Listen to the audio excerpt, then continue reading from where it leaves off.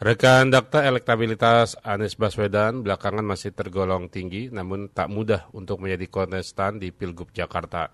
Sebab tiket untuk maju di Pilkada Jakarta sangat ditentukan oleh rekomendasi dari partai politik. Saat ini Anies memang sudah dapat rekomendasi dari PKS, DPD PKB, dan juga Nasdem. Namun semua bisa berubah jelang pendaftaran calon di KPU.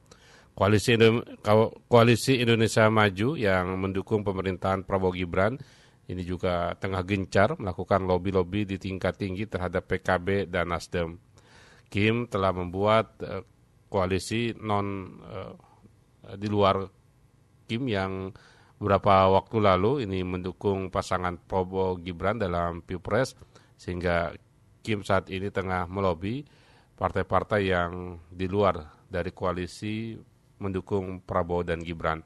Seperti apa rekan Dakta melihat peluang Anies Baswedan maju di Pilkada Jakarta dan juga sosok Ridwan Kamil yang nampaknya dimunculkan kembali untuk bisa maju di Pilgub Jakarta. Kita akan membahas hal ini rekan dalam segmen ulasan media. Sudah tersambung bersama wartawan senior sekaligus penulis buku autobiografi Cahya Gunawan.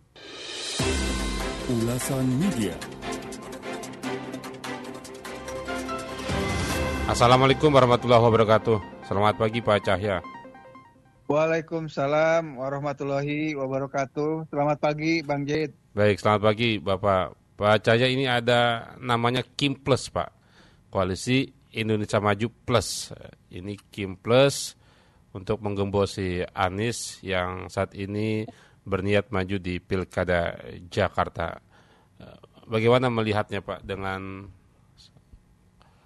komposisi Kim Plus yang di luar pendukung Prabowo Gibran di Pilpres dan saat ini tengah dijajaki untuk bergabung bersama karena ancamannya tidak dapat kursi Pak di pemerintahan Prabowo Gibran. Ya, ini Bang Jait, Anies Baswedan ini kan sudah mendapat dukungan dari Nasdem, PKB, dan PKS ya.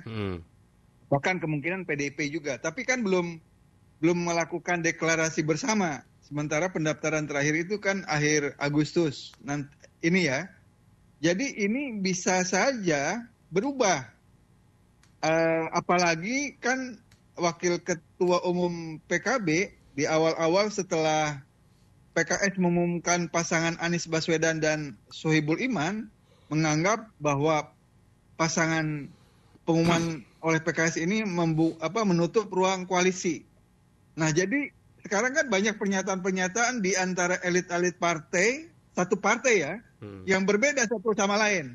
Misalnya Nasdem, walaupun sudah resmi mendukung Anies Baswedan, tapi tiba-tiba Sahroni bilang ini untuk Pilgub DKI ini ditentukan oleh para dewa. Kan pernah bilang begitu ya? Iya. Ini karena DKI ini menjadi penting, karena ini barometer untuk Pilpres 2029. Jadi dianggapnya kalau Anies Baswedan itu diberi ruang gerak untuk maju sebagai calon gubernur DKI di 2024 ini, maka akan menjadi peluang ancaman bagi mereka dalam Pilpres 2029 nanti. Nah, itu kira-kira kenapa kemudian walaupun sudah ada dukungan dari Nasdem, dari PKB, dari PKS, Anies ini berusaha terus digoyang, dijegal supaya tidak jadi didaftarkan ke KPU untuk Pilgub DKI. Nah, ini memang ada dilakukan operasi senyap. Nah, apalagi ini Golkar sudah menyatakan mendukung Deddy Mulyadi sebagai calon gubernur Jawa Barat. Nah, apa hubungannya? Nah, tadinya kan Golkar mau mengusung Ridwan Kamil untuk di Pilkada Jawa Barat kan, tapi kemudian dibatalkan. Nah, sementara kita tahu Golkar dan Gerindra itu satu kubu dalam koalisi Indonesia Maju. Nah, kemungkinan besar Ridwan Kamil akan didukung untuk maju sebagai calon gubernur DKI. Makanya keluar tadi dibilang oleh Bang Jait Kim Plus. Nah, Kim Plus ini adalah untuk mendukung Ridwan Kamil menghadang Anies Baswedan. Iya. Nah, ini sekarang kan peta partai politik semuanya ya, termasuk PKS, sudah pragmatis, Bang Jet. Jadi tidak ada lagi pembatas antara PKS dengan partai yang lain atau PDIP dengan partai lain. Yang kita tahu tadinya PDIP dan PKS itu partai ideologi, ya kan? Yang satu nasionalis, yang satu religius. Ternyata sekarang sama aja. Menjelang pilkada ini semua partai politik pragmatis. Kenapa disebut PKS pragmatis? Kita lihat di pilkada Sumut, menjelang pilgub Sumut ini, PKS yang tadinya tidak akan mencalonkan Bobi, akhirnya mendukung Bobi Nasution. Artinya kan kita tahu Bobi itu adalah representasi dari dinasti politik Jokowi. Yeah. Nah kalau rakyat ini atau konstituen PKS ini menentang apa yang disebut dinasti politik Jokowi, maka kan logikanya seharusnya PKS tidak mendukung Bobi kan, kira-kira begitu. Nah ternyata ini berubah kebijakannya. Nah ini juga dalam konteks Pilgub DKI ini bisa terjadi begitu.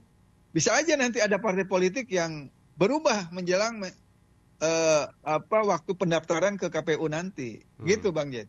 Iya. Kalau melihat posisi PKB ini kan kita ketahui lagi berseteru dengan PBNU ketika misalnya PKB tidak mendapat jatah kursi, ini lebih berbahaya Pak, karena tidak ada di dalam pemerintahan. Ya, ini memang bisa ada kaitan, bisa tidak ya. Jadi ini kan awalnya kalau kasus PKB PBNU itu karena ada pansus haji kan. Jadi karena ada pansus haji, kemudian ini Yahya Stakuf sebagai kakak dari Menteri Agama berusaha membela. Padahal coba lihat di internet sebelumnya Yahya Stakuf mengatakan bahwa PBNU tidak ada kaitan dengan politik praktis, tidak ada kaitan dengan PKB. Tapi belakangan setelah kasus pansus haji, kemudian Yahya Stakuf mengatakan bahwa akan menggugat soal PKB lah, kira-kira gitu, dianggap bukan representasi PBNU. Jadi sebenarnya kisruh PBNU dan PKB itu lebih kaitannya, ya walaupun dia mengatakan tidak ada hubungan persoalan pribadi antara Muhammad Iskandar dengan Yakut atau dengan Yahya Stakuf, tapi kan orang bisa melihat juga ini persaingan antara Caimin dengan istilahnya kalau dalam lingkungan NU itu antara geng Rembang dengan geng Jombang. Ini Gus Muhaimin kan representasi dari NU dari Jombang ya, dari Jawa Timur. Ini gengnya NU Banser yang Yakut dan Yahya Stakuf ini adalah NU Banser dari representasi dari Rembang. Nah, kira-kira begitu. Nah, ini tidak terkait. Bisa juga kaitannya untuk menggebosi PKB menjelang Pilgub. Jadi PKB ini bisa, walaupun sudah Anies Baswedan sudah diusulkan oleh DPW PKB DKI dan sudah didukung juga oleh PKB DPP, tapi bisa jadi di last minute PKB bisa berubah. Misalnya nanti mendukung Ridwan Kamil, bisa begitu kejadiannya. Nah ini sekarang lagi operasi senyap untuk menggalang dukungan partai-partai di luar KIM untuk mendukung Ridwan Kamil gitu. Nah kita belum tahu apakah wakilnya itu Kaisang atau yang lain Ridwan Kamil, kita nggak tahu. Kita lihat aja perkembangannya dalam beberapa hari ini. Yang jelas ini betul-betul tekanan dan operasi senyap ini luar biasa gitu. Baik di Pilgub Sumatera Utara maupun DKI. Yang jelas di Sumatera Utara itu kelihatan sekali. Yang tadinya PKS akan mendukung Edi Rahmayadi bersama PDIP, tiba-tiba nggak jadi gitu. Nah ini kan menjadi tanda tanya, ada apa gitu. Iya. Ya artinya semua itu pasti pertimbangannya pragmatis ya. Partai politik itu pasti pragmatis. Yang jelas Bobi dan Surya itu dari Golkar gitu loh. Nah kalau misalnya PKS itu mendukung Bobi karena misalnya ada kadernya menjadi calon wakil gubernur Sumatera Utara, ini masih bisa diterima. Ini calon wakil gubernurnya dari Golkar. Nah, PKS mendukung calon yang sementara Bobi didukung oleh Gerindra. Iya. Jadi ini betul-betul pertimbangan pragmatis. Nah, di DKI pun sama. Jadi bukan hanya PKS, partai-partai yang selama ini tergabung dalam partai koalisi perubahan berusaha untuk digoyang, untuk ditekan gitu. Artinya tekanan itu tentu sifatnya lebih kepada yang sifatnya material. Jadi ini dana-dana menjelang pilkada ini luar biasa, terutama di Jawa ini, terutama dan DKI, Jawa Barat dan Sumatera Utara, Jawa Tengah. Kalau Jawa Timur kan sudah jelas seolah pasangan Khofifah dan wagubnya yang sekarang ini seolah hampir nyaris tidak ada lawan yang tangguh lah kira-kira gitu. Semua partai Koalisi Indonesia Maju mendukung penuh terhadap pasangan Khofifah. Walaupun di Jawa Tengah ini masih seperti di daerah-daerah lain lah, masih dinamis lah sifatnya begitu, Bang Jed. Baik.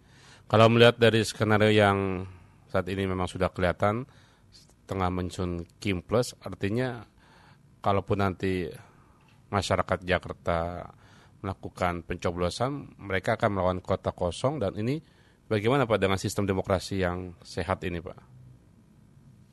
Ya, jadi kemungkinan terutama di Sumatera Utara ya, Bang Jed, kemungkinan Bobi itu akan melawan kota kosong.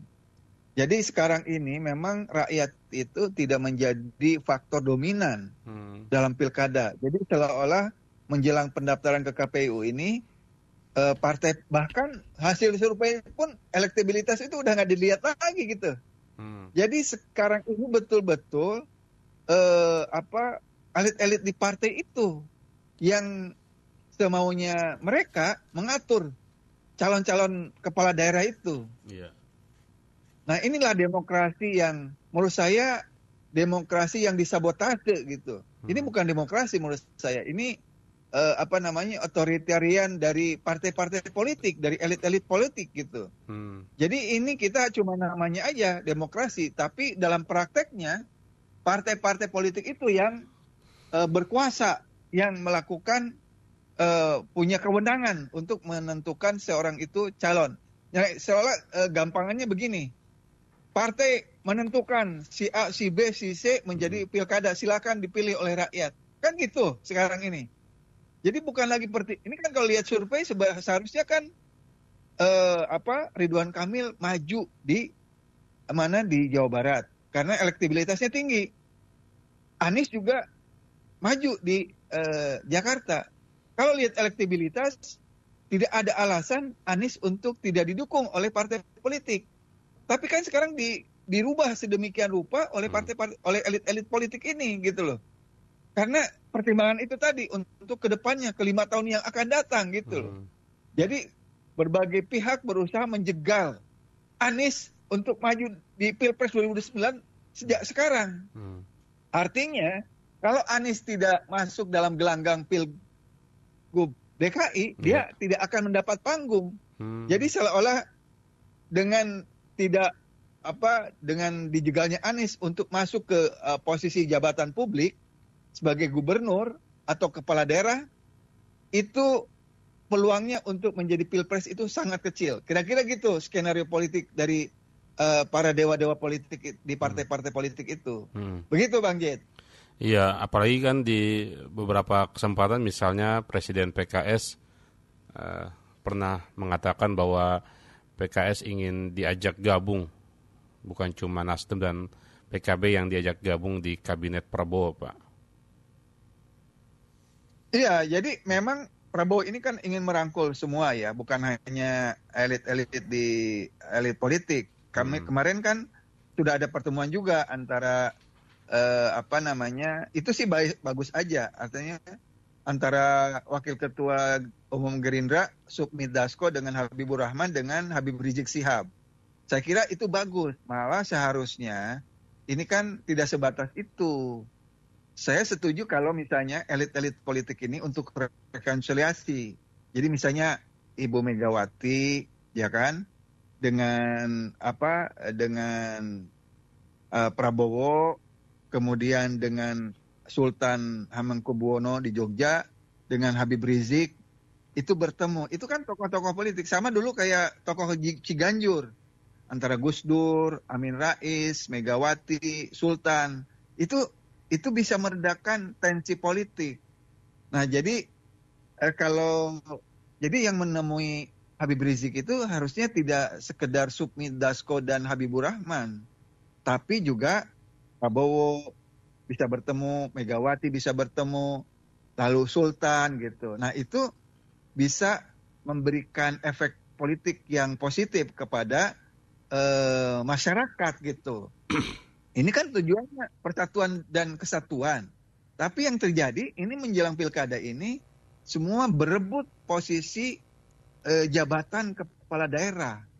Jadi semangatnya itu bukan untuk melayani rakyat di masing-masing daerah, tapi partai-partai politik itu merebut kekuasaan, merebut porsi di masing-masing daerah, gitu loh.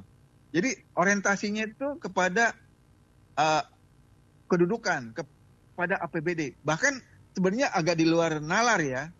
Misalnya APBD-nya kecil, tapi si calon kepala daerah itu mengeluarkan biaya yang sangat besar. Bagaimana dia bisa memberikan uang untuk keperluan pilkada itu? Sementara misalnya dari gaji kepala daerahnya itu sebenarnya tidak cukup hitung-hitungan matematika politiknya ya. Nah tentu kan dia pasti korupsi gitu. Nah jadi diarahkan untuk si kepala daerah itu mengeluarkan dana yang besar untuk kepentingan pilkada. Setelah itu dia dipaksa untuk korupsi, untuk menutup pengeluaran-pengeluaran itu.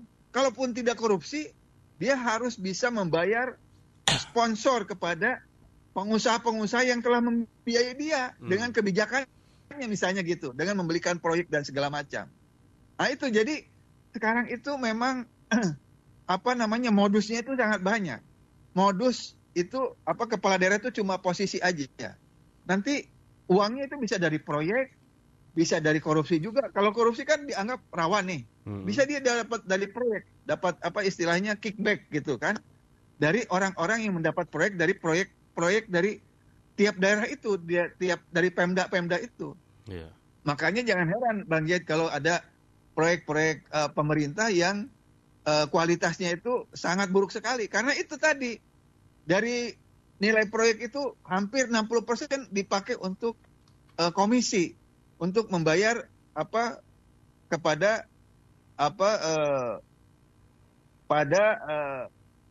broker-broker proyek itulah kira-kira begitu. Jadi rentetannya sampai ke situ. Nah, orang-orang seperti Anies yang orangnya lurus, nah ini tidak disukai oleh elit, oleh zaman seperti sekarang, zaman korupsi seperti sekarang. Kalau orang bijak mengatakan Anies itu orang yang tepat tapi berada di tempat dan waktu yang salah. Gitu loh. Artinya Indonesia peradabannya sekarang ini sudah sangat jauh mundur ke belakang, sementara ada orang-orang yang unggulan seperti Anies Baswedan itu dipaksa untuk untuk akrab dengan situasi praktek korupsi ini gitu loh. Kira-kira itu. Jadi orang kalau nggak kuat mentalnya bisa terjerembab masuk ke dalam jebakan-jebakan praktek korupsi. Gitu Bang Jait. Baik, Pak Cahyo terima kasih Pak catatannya pagi hari ini Pak. Sama-sama Bang Jait. Terima kasih. Assalamualaikum warahmatullahi wabarakatuh.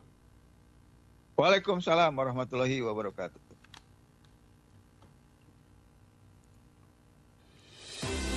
Ulasan Media.